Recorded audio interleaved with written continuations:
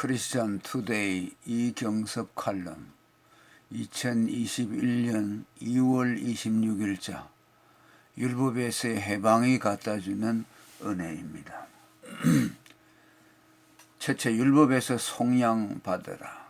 율법에 대해 죽임을 당한다. 혹은 율법에서 속량받는다는 말은 율법을 무시한다거나 율법을 피한다는 말이 아닙니다. 율법은 영원하기에 천지가 없어지기 전에는 1.1핵도 피할 수가 없습니다. 율법을 무시하거나 피하는 것은 그것을 내신 하나님을 부정하는 것입니다. 오히려 이 말은 역설적으로 율법이 요구하는 죄악 사망을 지불하여 율법의 정죄에서 해방된다는 말입니다. 이는 우리를 대신해 죄악 사망을 갚아주신 그리스도와 연합함으로 됩니다. 이를 성경은 다양하게 표현했습니다. 너희도 그리스도의 몸으로 말미암아 율법에 대하여 죽임을 당하였다. 또 그리스도는 모든 믿는 자에게 의를 이루기 위해 율법의 마침이 되셨다고 말씀했습니다. 종합하면 내가 그리스도의 죽음과 연합에 죄값 사망이라는 율법의 요구가 내게서 지불되면, 곧 의롭다함을 받으면 내가 더 이상 율법의 요구를 받지 않는다는 말입니다. 구약 율법의 오살자가 도피성으로 피난하여 죽음을 면한 것은 죄인이 율법의 완성자 그리스도께로 가면 율법에서 해방받는다는 것을 예표한 것입니다.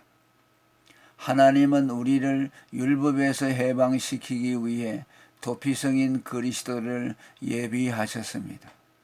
누구든 그에게로 가면 의롭다함을 받아 율법에서 해방됩니다.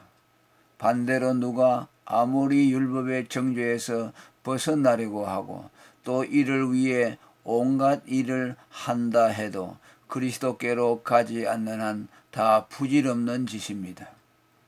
그런데 사람들은 어리석게도 구원받고 싶다면서 율법의 마침이신 그리스도께로 가지 않고 끝없이 달라 보채는 율법 아래로 들어가 정죄받기를 자청합니다. 이는 소가 푸주로 가는 것과 같고 미련한 자가 벌을 받으려고 쇠사슬에 매이러 가는 것과 같습니다. 이 점에서 파멸과 구원은 스스로의 선택에 달려있다고 할 수 있습니다. 내가 생명과 사망과 복과 저주를 내 앞에 두어선저 너와 내 자손이 살기 위하여 생명을 택하라.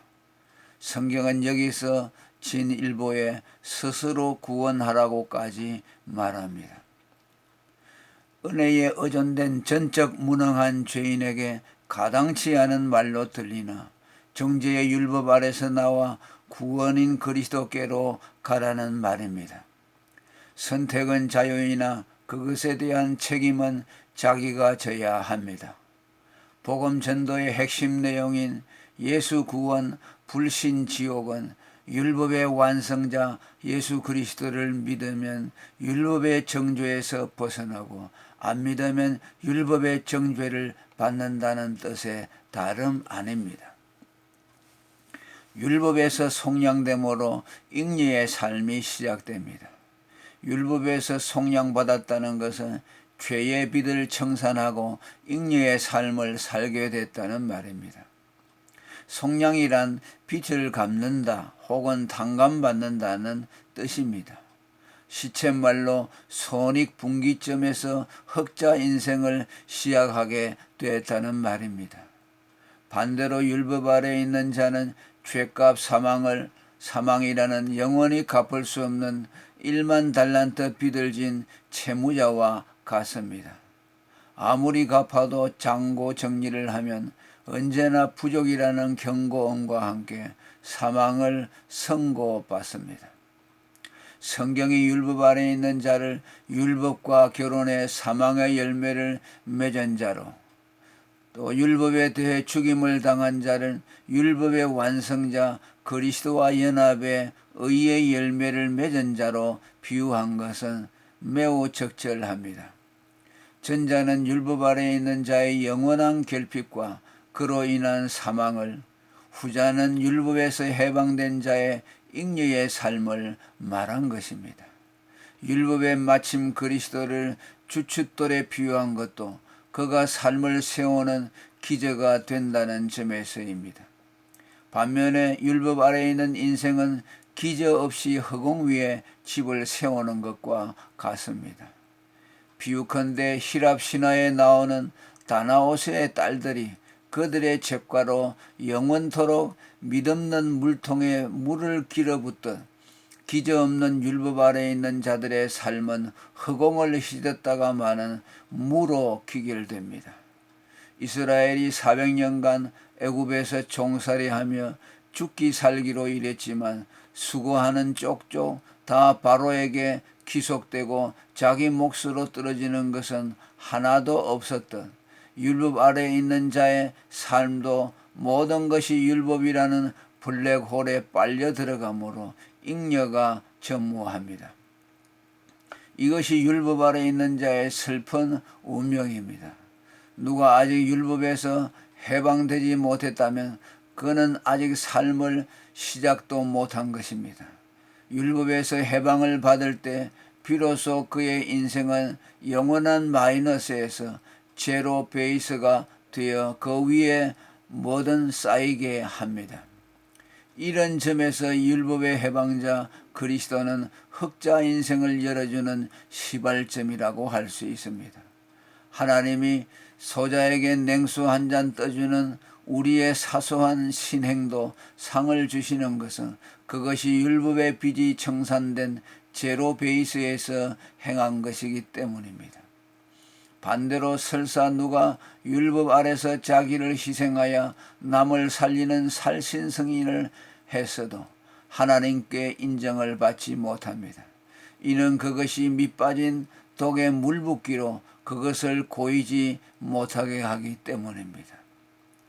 율법에서 속량됨으로 영적인 삶이 시작됩니다. 율법에서의 해방은 단지 잉여의 삶을 가능하게 하는 삶의 기저만 확보하는 것이 아닙니다. 육신의 삶에서 영적인 삶으로의 변환, 곧 거듭남을 이야기합니다. 물이 포도주로 바뀌듯 전혀 차원이 다른 존재로의 변환을 일으킵니다. 율법 아래에 있는 자가 육에 속한 땅의 사람이었다면 율법에서 해방된 자는 영에 속한 하늘의 사람입니다. 스데반이 유대 율법주의자들을 향해 목이 곱고 마음과 귀에 할례를 받지 못한 사람이라고 꾸짖은 것은 율법 아래에 있는 자들의 미중생한 육의 상태를 두고 한 말입니다. 성경이 율법 아래에 있는 이스마엘과 약속 아래에 있는 이삭을 육신을 따라 난 자와 성령을 따라 난 자로 규정한 것은 율법 안에 있느냐 율법 밖에 있느냐에 따라 육의 사람이냐 영의 사람이냐로 갈린다는 말입니다.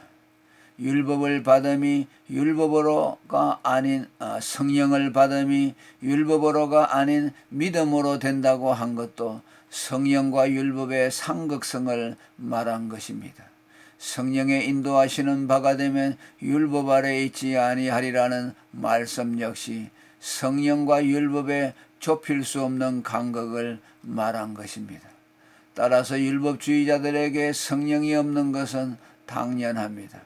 성경이 유대 율법주의자들을 향해 성령이 없는 자들, 성령을 거스리는 자라고 한 것도 같은 맥락입니다.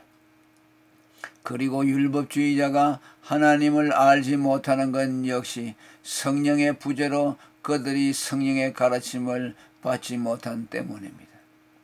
자기들만이 지구상에서 하나님을 아는 유일한 민족이라고 자처했던 유대 율법주의자들이 예수님으로부터 성경도 하나님의 능력도 알지 못한다고 책망받은 것은 그들에게 말할 수 없는 모욕이지만 당연한 귀결입니다.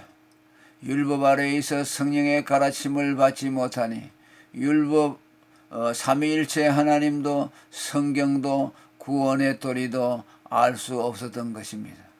그러나 우리는 유대인들처럼 산적한 성경 지식도 유구한 신앙 전통도 없지만 다만 예수 그리스도를 믿음으로 그것들을 다 압니다. 이는 율법에서 해방되어 성령의 가르침을 받았기 때문입니다. 이 비밀을 아는 자들이 복된 자들입니다. 할렐루야. 오늘은 여기까지 하겠습니다.